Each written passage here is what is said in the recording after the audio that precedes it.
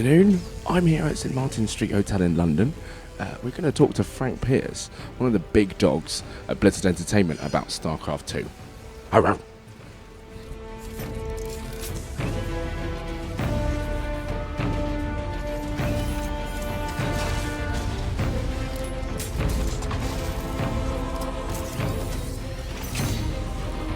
It's going to be really awkward, but I promised some people out there that I was going to be able to do this. Excellent, thank you. Could have been more awkward. Yeah, I wanted to break the ice. I bring tidings of doom. How you doing? Good, thank you. Excellent. Today we're talking about StarCraft 2. We know there's a big following out there, but there's always someone there who hasn't quite got games yet, who wants to try something a little different, try something new. With StarCraft 2, what can you give us that will let us know and let him feel comfortable to sit down with StarCraft and know that he can get comfortable with it? You know, it's interesting because we really recognize that the real-time strategy genre is probably more targeted towards people that are experienced playing games, PC games in particular. Yeah. And so with StarCraft 2, we've made a really concerted effort to find ways that we can introduce players new to PC gaming, new to the real-time strategy genre. The 1 versus 1 online experience is the most hardcore aspect of the whole experience. Yeah. We need to find ways to bridge the gap between someone that's never played and that 1 versus 1 online experience. Yeah. Historically, we've always relied on the single-player campaign to sort of bridge that gap for us, but with all the new people coming to PC gaming today, that's not really adequate. The single-player campaign will be a component of it, but even before the single-player campaign, if someone's new to the experience, we've got tutorial missions that they can play, and then we've also got challenge maps that are built around teaching people what they need to understand to play this game. The Protoss are mobilizing, sir. Looks like they're gonna go after our SCVs when we harvest the Terrazine.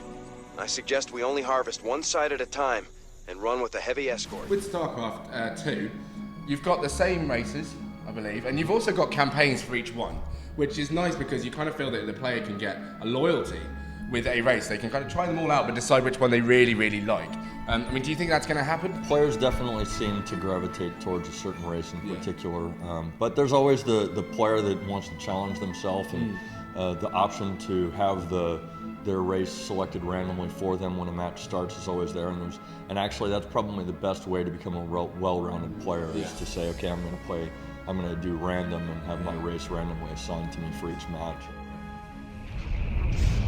Knowing that you're pretty much dominating PC at the moment, with Battle.net as well, you've got Dabbler running on that, the original StarCraft as well. Would you feel like confident enough to say you can go out there and dominate Xbox Live or the PlayStation Network with these type of games? We actually, when we started doing original development as a company, we started back in 1992.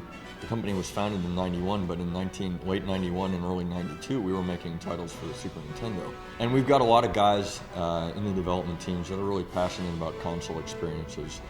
The development teams play a really active role in deciding what games they're going to make.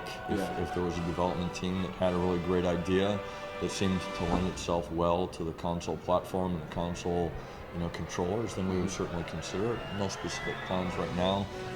StarCraft 2 is definitely something that we built from the ground up, contemplating the PC and the keyboard and the mouse, but it's always something that we're open to.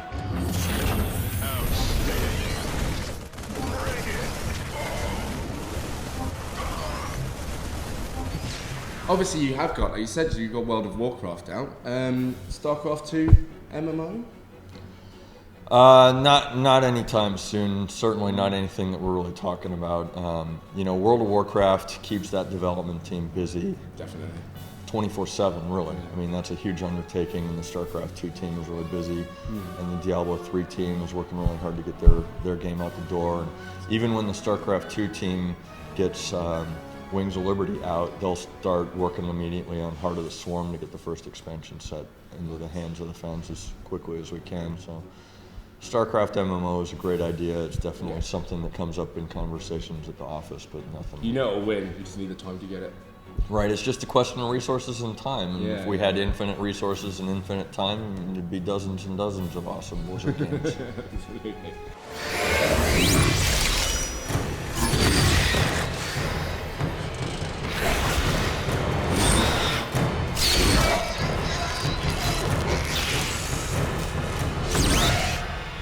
you like to see video games in general, computer games, going? I mean, we've got Project Natal coming out, you know, and we're looking into virtual reality, things like that. I mean, is that something you're comfortable with, or would you like to see? You know, I mean, for me, and I think for Blizzard as a whole, it's really about accessibility and getting, because we work really hard on the games that we create. Yeah. We're always really proud of the experience, and we want to deliver that experience to as many people as possible. So I think it's about accessibility, and I think it's about the social experience that's tied with it, and that's why we're devoting a lot of energy to the Battle.net experience. That's why we're doing the Real ID feature set and allowing for cross-game interaction between players in Starcraft and players in World of Warcraft. Yeah. There it is, that's a little insight in the future of games from Frank Pearce. And of course, Starcraft 2, which will be coming out. Street date is July 27th. Beautiful. There we go, looking forward to that. Well, thanks for your time. Yep, thank you. It's been lovely to talk to you. Pleasure. There we go, thank you.